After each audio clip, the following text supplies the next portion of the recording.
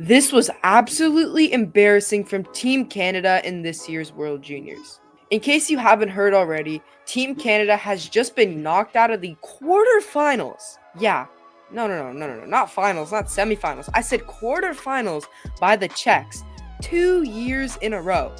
In similar fashion, being scored on in the last, minute of the game.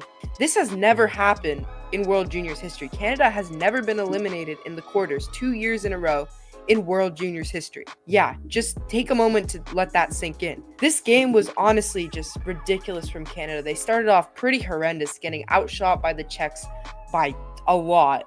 They only started to wake up towards the second half of the second period, and in the third, it was all them, domination throughout until they took a dumb penalty. Thanks, Dave Cameron, but we'll talk about that in a little bit. In this video, this is going to be kind of just a recap and just a rant kind of the overall tournament from Canada.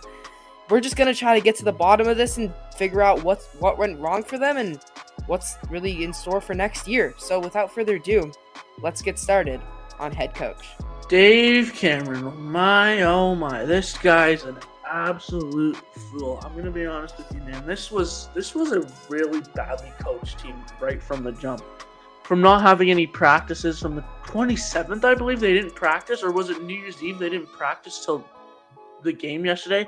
The first time they hit the ice after losing to the Americans, first of all, they probably shouldn't have lost to the Americans, but after losing to the Americans, the first time they hit the ice was against their next opponent. That's embarrassing. And the way he coached this team, man, there were so many times.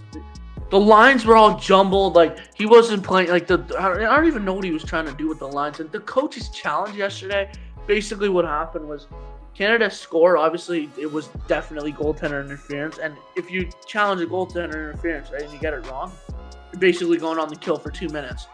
And Dave Cameron decides to challenge a call, but nobody in their right mind, I don't even think a toddler would have challenged that. If you'd showed a toddler and you'd showed him, did this go in?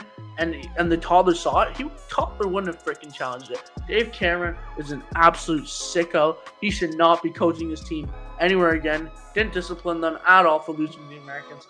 He has to go. Okay, moving on to probably one of the major reasons in Canada's downfall here.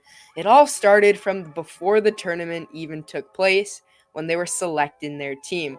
We'll just talk about some of the guys that I don't know what happened that didn't make the team. I'll just name a few here. Michael Misa, a top player in his age group in the juniors. Zane Parekh, a top offensive defenseman. Carter Yakemchuk has I think he scored like 30 goals as a defenseman last year, something crazy like that. Michael Hage lighting up university right now. Beckett Seneca, third overall pick in last year's NHL draft. Liam Greedtree, Nick Lardis, and Andrew Cristal, also guys who are lighting it up and somehow didn't make the team. It's just it's crazy to think that this is so much talent left on the table. All the guys I just read could make a team of their own and probably be better than this Canada team.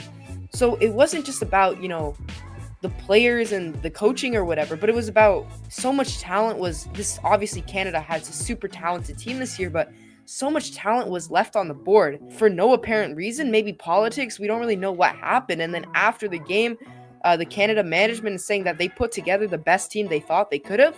I just named you so many guys who are top in the juniors for scoring and third overall picks.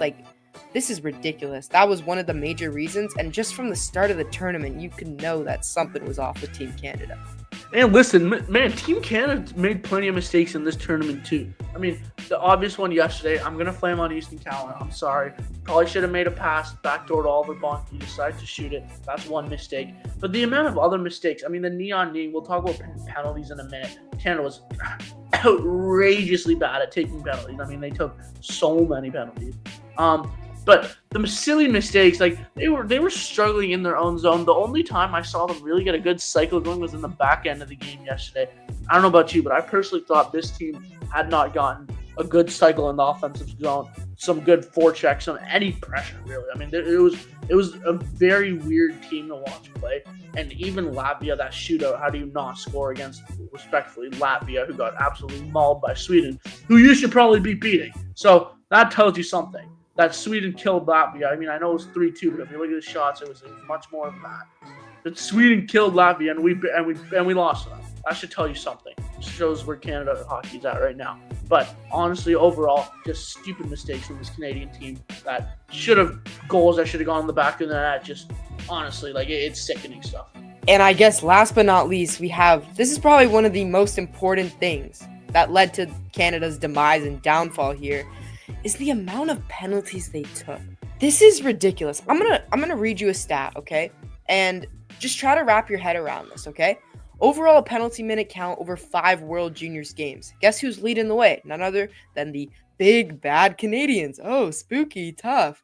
113 penalty minutes, okay? If that's not enough for you, second place is Kazakhstan with 79. 79.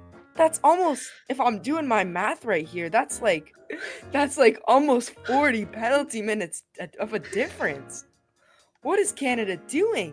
And also, after the last game, they played Team USA. Took a crap ton of penalties there. You can't expect to win a game there. Then Dave Cameron, instead of, disciplining the boys after, a game, maybe telling them, get your head out of the dirt here, stop taking stupid penalties. Instead, they go out and it's absolute gong show once again. They're taking penalties left, right, and center. Embellishments, too. Well, I'm not even going to get into that. But it's just the discipline on these boys was non-existent, and you can't expect to win a hockey game if you're in the box for half the game. So, yeah, not able to, produce 5-on-5, and then obviously their penalty kill needs to work as well. You really can't get anything going if you're taking penalties and always shorthanded. Yeah, no, that Kazakhstan stat really sums it up. I guess these Canadian boys want to be competing with good old Kazakhstan, right? I think that's where we're at now. But yeah, that'll do it for this one. As you can tell, we're pretty mad.